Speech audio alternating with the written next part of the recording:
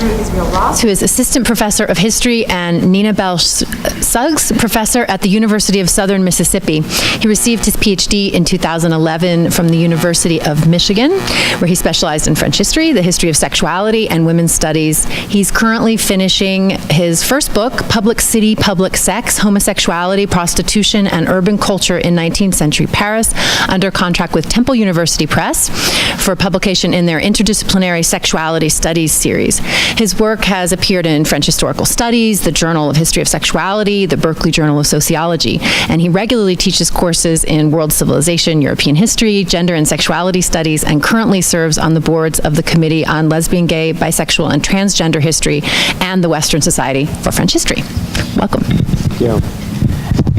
Thank you all so much for coming to our roundtable today. My remarks are going to, I think, really well complement Sun Young's, not least because it's about the same period and it's about the same course, but a fairly different kind of institution. I work at a medium-sized public institution in the Deep South. My students are largely, let's say, unprepared for the college classroom, so there's a lot of building that has to go on just on basic skills and that sort of thing. It is largely conservative. I'm going to speak primarily as a historian of sexuality. This is usually the first time that they will have talked about sexuality in kind of a formal academic setting, let alone, sex acts. And a lot of what they know about sex and sexuality, comes from their churches. These, very small towns create kind of conditions that are somewhat challenging to integrate sexuality into these narratives. And that's actually, I admit, I was quite hesitant for a long time to do so, that especially in a survey course where students are there because they're going to be teachers, they're licensure students, I was pretty hesitant about integrating sexuality into the discussion in many respects to avoid undue controversy. And I just, especially just starting at this new institution, really kind of wanted to avoid that. The second reason is also, as a historian of sexuality, we often talk about the need to kind of disrupt the standard narrative, right? But my students don't have the narrative, and so I want to make sure that they have that first. So all that said, last time I taught 19th century Europe, I decided to give it a go. And the lesson I'm going to kind of talk about is integrating the history of prostitution with history of urbanization and urban culture towards the latter part of the 19th century. And I use the history of prostitution in France, and I use the French case, even though this is a European history course, to illustrate and to talk about the broader themes that kind of transformed both ordinary lives and broader processes of urbanization towards the end of the 19th century, though as you can see, the chronology of this particular lesson is a bit wonky, but it's a way of just kind of getting at the main thrusts. It's also, I want to point out in my first slide, I'll illustrate this a bit, that the history of prostitution serves as a really unique opportunity to talk about the actual lives that we're supposed to be addressing in our classroom. In ways that I think, especially since it allows me to draw on some of my archival materials, gets at the materiality of history in a way that, my old way of doing this lesson did not. So this unit comes towards the last third of the course in 19th century Europe. It comes in the context of a series of lessons on politics, society, economics, excuse me, of the latter part of the 19th century. They have already, right before this, have been introduced to things like the Second Industrial Revolution. We have done industrialization. We have already, to some extent, discussed population growth, changes in fertility, that sort of thing earlier in the course. And so this particular unit is kind of drawing on what we have already kind of begun to get to, while also getting us a little bit to things like mass politics and mass culture that the course kind of ends with right before we get to World War I. And I do begin this lesson with a fairly standard account of kind of the moralist concerns that especially middle-class organizations were worried about with the growth of 19th century cities. In some ways as review, but in some ways just to get get us to the central themes. And we talk a little bit about the constraints that workers, both men and women, but primarily women, faced in kind of a changing urban society and changing industrialized society. And I do ask, at first, okay, so I kind of trigger warning, we're going to talk about prostitution. And so we do talk a little bit about what would drive women to sex work in this particular context. So, just as a way of getting the students to think about the broader issue. And then my first goal as we get to this is to illustrate just how widespread and well incorporated the business of prostitution was in 19th century Paris, that this is not a peripheral issue, either for the lives that were so affected or from the broader urban culture of the time.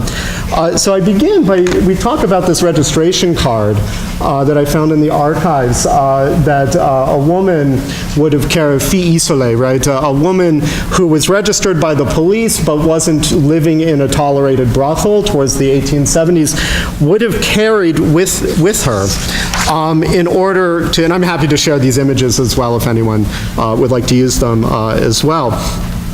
In order to show how much the police cared, and so the first thing that they come to realize is, oh, this was, they usually say legal, and legal is kind of right. It's close to the truth, right? Tolerated is the better choice of word. But the police are actually monitoring, and they are registering, and they are integrated into this broader system, and that's unique to them, right? If the state, and we just talked about moralizing, is supposed to be preserving the moral fabric of the city, why would the police get involved in this business in the first place?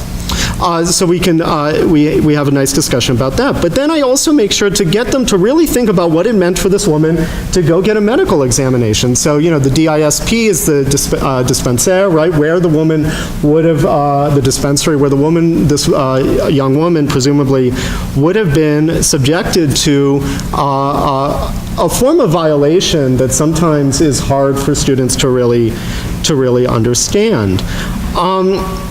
So we talk about what it would mean for a woman to have one of these cards, what it tells us about the way the urban authorities understood prostitution, and what it means about, relating to the panel I just saw, a great panel, the distinction between constraint and opportunity when it comes to entering into the world of sex work.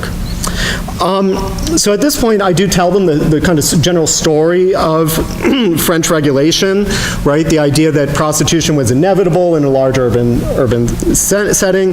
They very much always giggle at the term the seminal drain, right? The notion that male sexual need kind of made female prostitution not only necessary, but in some ways a requirement for an urban, well-functioning urban city.